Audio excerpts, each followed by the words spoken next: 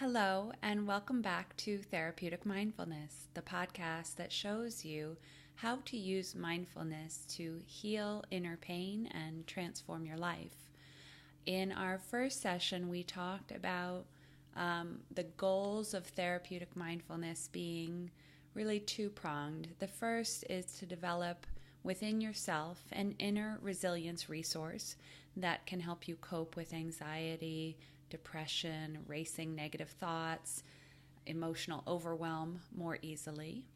And the second goal is to develop an inner resilience resource, an inner compass that can help you. The first is the inner resilience resource. The second goal is the inner compass that helps you connect with your true self so that you can live that self more fully out in the world. Those are really the two main goals of this podcast on therapeutic mindfulness. So in our first session, we discussed that. We also discussed how each episode would represent a brief snippet of information about therapeutic mindfulness, a topic for the day, and would also include some experiential practice. Because after all, the key to learning and developing this inner resilience resource and this inner compass to help you transform your life is by practicing one breath at a time. And speaking of breath, that is the topic for today's episode, arriving in the breath. And there are a few key reasons that the breath is the foundation for mindfulness practice generally, and especially for therapeutic mindfulness. Firstly, the breath is innately connected with our capacity for happiness. And there's a few reasons for this.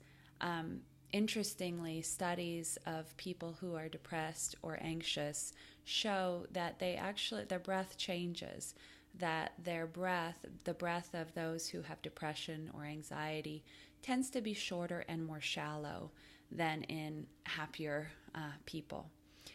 Number two, there are also studies that show that when we bring mind and body into the same place at the same time, and when we are more present in our bodies and more present in the world around us, we tend to be happier, healthier, more emotionally stable. So when we can integrate this awareness of mind and body and be more connected with ourselves and with the present, then it has really positive effects on our physical health, on our mental health, and on our emotional health. And we will go into describing more about why that's the case in future episodes. But today, let's focus on the role of the breath in helping to connect us better with mind and body, bringing them together in the same place, and also helping us connect with the world around us in this moment so we can practice being more fully present and therefore more able to experience the joy of life in this moment and the capacity to make conscious choices in this moment, one breath at a time. So the breath does connect us, and excuse me, I'll just take a sip. The breath does connect our mind to our body. It also serves to connect us into the present moment. And really, and we mentioned this briefly in episode 1, the root of much of our unhappiness, depression, anxiety, trauma, is a sense of just sadness, is a sense of being disconnected. Chronically disconnected. And interestingly enough, of course, our culture sets us up to be chronically disconnected even through our devices. Our devices represent a way of really bringing us out of the moment. There's a comedian who describes phone world, when we are in phone world, and you know this, I'm sure, resonantly yourself, that when you are integrally connected with your phone, you're not really connected with the world around you, and you're not really connected with your body, your breath in that moment. Okay, so just our culture, our constant connectedness to our devices leaves us kind of disconnected from the world around us, from the present moment, and from awareness of our body and mind. And as we've just reviewed, that can cause unhappiness, depression, anxiety over time. It can also cause physical, it can be damaging to our physical health, our mental health, and our emotional health. Okay, so that's one reason. The second thing that disconnects us from being more fully present in this moment can be things like racing thoughts. So oftentimes when we're depressed, when we're anxious, we have a lot of racing thoughts. And our minds, by their very nature, there's a term called monkey mind, which means that the nature of our mind is to jump from one thought to the next thought, almost like a monkey jumping from one vine to the next vine in the jungle. And the nature of our mind is to be very busy. However, for many of us, that means that we spend a lot of our lives just kind of locked into this mind and the racing thoughts of the future and worries about the future, or ruminating about past events and what's happened. And we get so consumed by those racing thoughts that we have a harder time being fully present with the person in front of us, or with what is happening around us in this moment, or with our own bodies or breath. So just the nature of our mind and the racing thoughts that we can have serve to disconnect us from the present moment. Okay. And again, when we feel more preoccupied, we often notice that we're not as happy, right? We get preoccupied because when we are continually going into the future, even if it's future, not so much worrying, it's just future thoughts or past thoughts. But when we spend so much time kind of out of the present moment, then we are removed from our capacity to really experience the present moment in all its fullness, in all its possible joy. And we are also removed from our capacity to be more consciously present and to make conscious choices that can increase our happiness moment by moment. Okay, so those are some of the advantages of the breath. And I kind of came up with, I'm always looking for ways to help us organize, why things can be helpful. And an acronym is sometimes really helpful in doing so. And because the breath is absolutely the foundation of mindfulness practice and the foundation of happiness and connection, I came up with the ABCs of the breath. So why is the breath so valuable? It's always available in every moment. So it's an anchor. So there's an A of the anchor, always available. The breath is always happening right now in each moment. Just for a moment, tune into the fact of your breathing. Just notice this breath and the sensations of the inhale and of the exhale. When you are fully present with your breath, you are fully present in this moment. The breath is always happening right now in every moment, and when we become more aware of it, when we use it as an anchor, we kind of anchor ourselves more fully in the moment. We bring ourselves out of the mind. Actually, what's more accurate is to say we bring our sort of disembodied minds spinning with thoughts. We bring the mind down into the body through the breath, okay? So it's an anchor. It's always available to us. At any moment, as long as we're alive, we're breathing, and we can use it to bring ourselves into awareness of this moment to connect. B, and this is similar to what we've just discussed, but B, A, B, C, B is that it serves as a bridge. It bridges the mind and body. It brings mind and body together. And again, as we reviewed, that is really super helpful for health in our emotional health, our physical health, and our mental health. Okay? So the more time we can spend mind and body together in the same place at the same time, the healthier that will be and the happier that will be. So the breath is a bridge between mind and body. Why is it a bridge? Well, because we can use our mind to become aware of the breath, and by doing so, it's like when we use our mind to become aware of the breath, we follow the breath down into the body. Just when we become aware of it, it's a living, breathing body that we're inhabiting. It's not just this disembodied mind of spinning thoughts. It actually, by following the breath, it brings us down into fuller experience of the body. So it's a bridge. And the C in the ABCs of why the breath is so helpful and is a crucial foundation for our therapeutic mindfulness practice is because tuning into the breath helps us to tune into a place of calm, of centeredness in the body, and of greater clarity.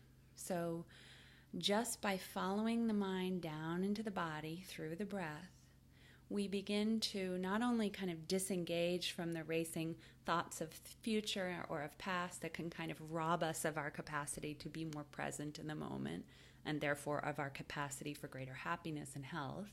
So not only do we practice learning to come into and connect with the moment in that way, but also the breath. So it has, I think Dr. Dan Siegel describes the capacity of the breath to both have this top-down stress management.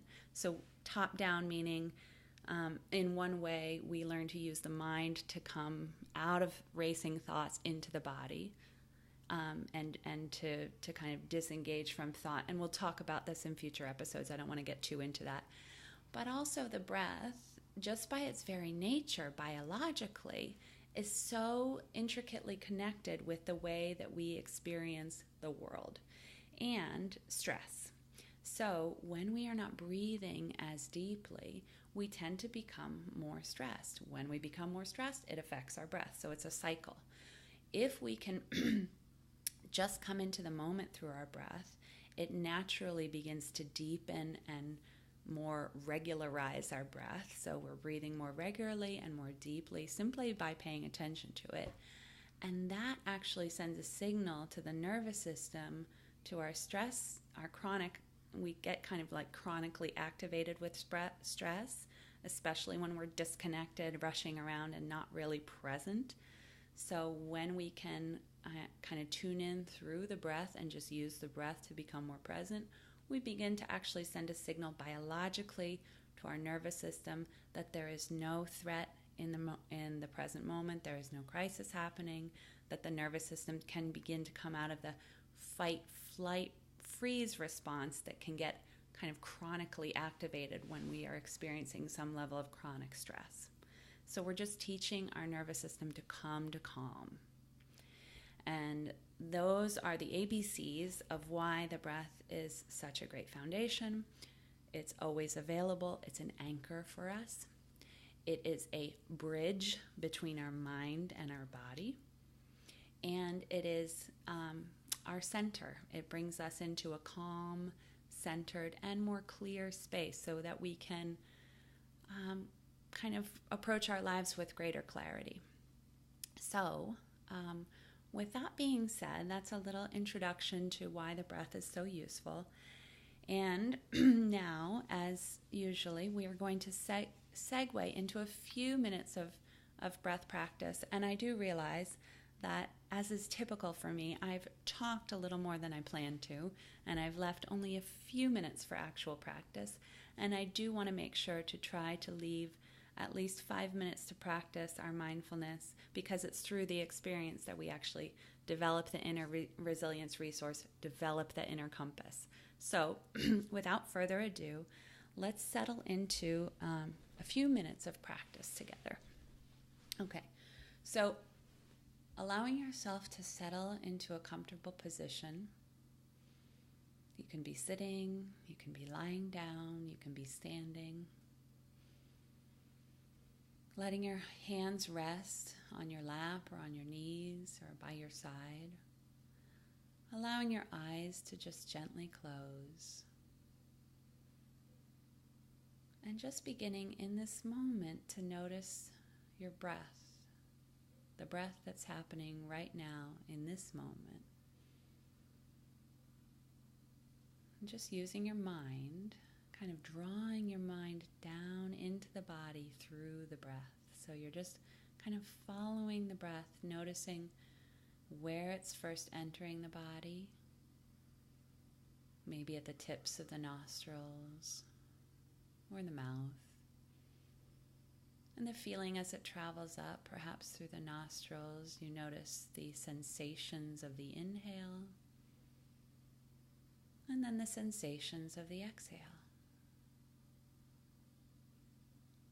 And you're not needing to do anything really other than just be with the sensations of this breath in this moment.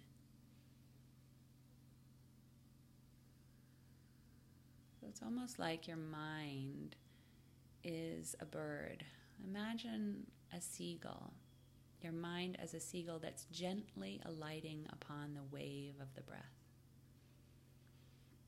It's not trying to control the breath in any way. The bird is just riding the wave of the breath, riding the waves of the ocean.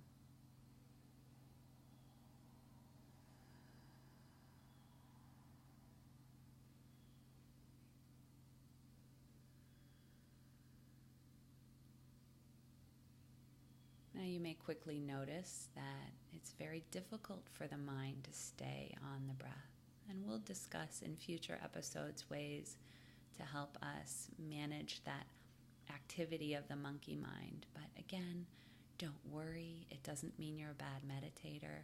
Actually, every time the mind goes off into its patterns of thinking about the future, thinking about the past, thinking about feeling bored in this moment, or judging yourself for something in this moment, it's a chance for you to begin again.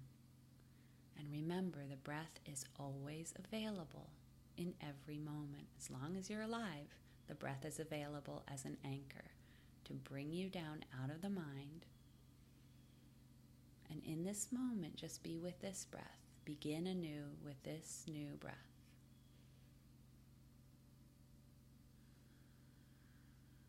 Just following the sensations of the inhale and the exhale.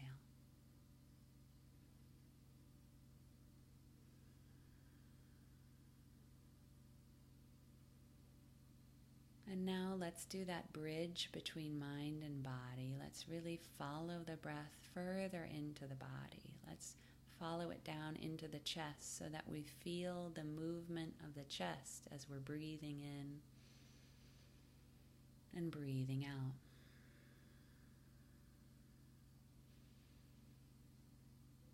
Almost imagining that your heart itself is breathing, so that you're breathing in and out through the heart.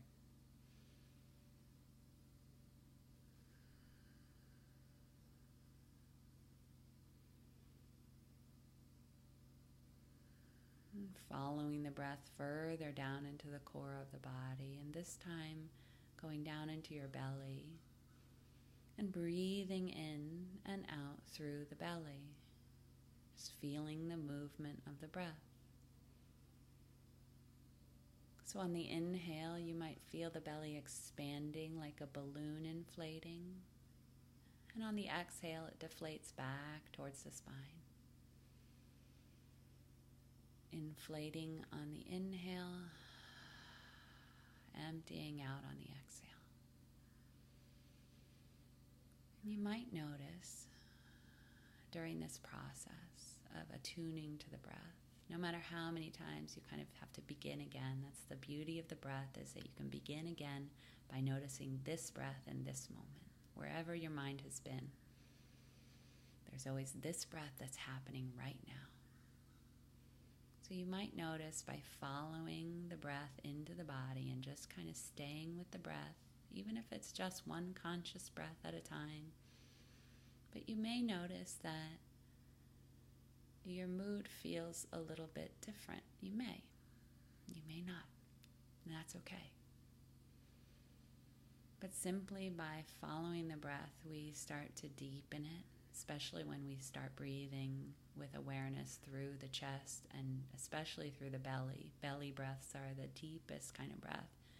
And again, we're really sending that signal to our nervous system to relax, that there's no crisis in this moment, that we can relax out of the fight, flight, stress response and come to calm. So just taking one more conscious breath in, and on the exhale, gently fluttering open your eyes and reconnecting with this moment just as it is. So thank you very much for tuning into this second episode of Therapeutic Mindfulness. And I look forward to welcoming you back for our third episode, in which we will talk about grounding ourselves through our senses, through our 5 senses in this moment. So how to connect through the senses. I'll look forward to connecting with you again then. Till then, take it one breath at a time and be well. Bye.